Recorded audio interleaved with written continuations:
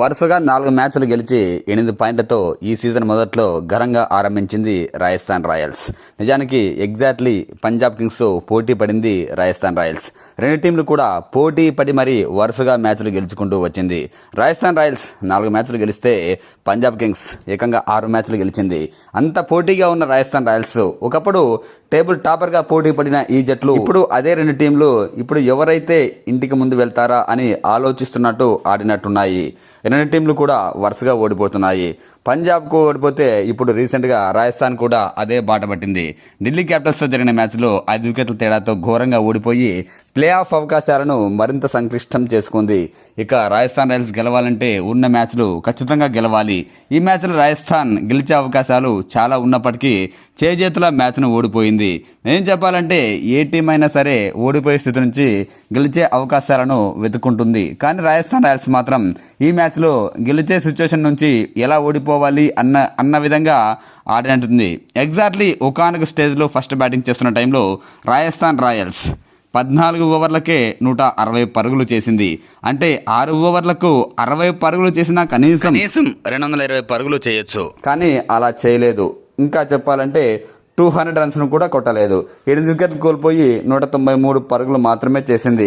అంటే కనీసం 30-40 పరుగులు అనుకున్న దానికంటే తక్కువ చేసింది. అందుకే ఖచ్చితంగా ఓడిపోయింది రాజస్థాన్ రాయల్స్. మొదట్లో వరుసగా మ్యాచ్లు గెలిచినప్పటికీ రాజస్థాన్ కెప్టెన్ ర్యాన్ పరాగ్ బ్యాటింగ్లో ఫెయిల్యూర్ అయ్యేవాడు. కానీ ఇప్పుడు అతను బ్యాటింగ్ చేస్తున్నా బ్యాటింగ్లో రాణిస్తున్నా ఆ జట్టు ఓడిపోతోంది. ఈ మ్యాచ్లోనూ అంతే. వైభవ్ సూర్యవంశీ, యశస్వి జైస్వాల్ టీంకు కొంతసేపు అయినా అదిరిపోయే ఆరంభాన్ని అందించారు. జైస్వాల్ 2వ ఓవర్లో అవుట్ అయినప్పటికీ ఆ తర్వాత సూర్యవంశీ, ధ్రువ్ జురెల్ మంచి పార్ట్నర్షిప్తో ఆర్ఆర్ భారీ స్కోర్ చేసేలా కనిపించింది. 8 ఓవర్ల లోపే 90 పరుగుల మార్కును దాటింది. దీన్ని బట్టి అర్థం చేసుకోండి ఎంత సూపర్గా బ్యాటింగ్ చేశారు టాప్ ఆర్డర్లో. ధ్రువ్ జురెల్ 53 పరుగులు చేస్తే వైభవ్ సూర్యవంశీ 21 బంతుల్లోనే 5 ఫోర్లు 3 సిక్సర్లతో 46 పరుగులు చేశాడు. ఆ తర్వాత ర్యాన్ పరాగ్ కూడా బ్యాటింగ్లో మాత్రం కెప్టెన్ ఇన్నింగ్స్తో ఆకట్టుకున్నాడు. 26 బంతుల్లో 51 పరుగులు చేశాడు. 5 సిక్సర్లు 3 ఫోర్లతో. దీంతో ఒకనొక స్టేజ్లో సూపర్ స్టేజ్లో ఉంది. మంచి పర్ఫార్మెన్స్ ఇచ్చేలా కనిపించింది. భారీ స్కోర్ చేసేలా కనిపించింది. కానీ మిడిల్ అండ్ లోయర్ ఆర్డర్ పూర్తిగా ఫెయిల్ అయిపోయింది. అటర్ ఫ్లాప్ అయింది. డెన్వన్ ఫెరీరా ఫస్ట్ బాల్కు డక్అవుట్ అయితే రవి సింగ్ 4 పరుగులు, శుభం దూబే 5 పరుగులు చేస్తే దర్శన్ షనాక 1 సిక్సర్ కొట్టినప్పటికీ 10 పరుగులే చేశాడు. ఇలా 161 పరుగులు 14 ఓవర్లకు చేసిన రాజస్థాన్ రాయల్స్ చివరికి 192 పరుగులతో సరిపెట్టుకుంది. ఆ తర్వాత బౌలింగ్లోనూ పూర్తిగా ఫెయిల్ అయ్యింది. ఢిల్లీ క్యాపిటల్స్ బ్యాట్స్మెన్లు ఓపెనర్లే మంచి ఆరంభాన్ని అందించారు. స్టార్టింగ్లోనే ఆర్ఆర్ బౌలర్లు పూర్తిగా ఫెయిల్ అయిపోయారు. Jofra Archer, Adam Milne, Brijesh Sharma, Dasun Shanaka, Yashraj Punja, Devon Ferreira ఎవరూ కూడా సరిగ్గా బౌలింగ్ వేయలేదు.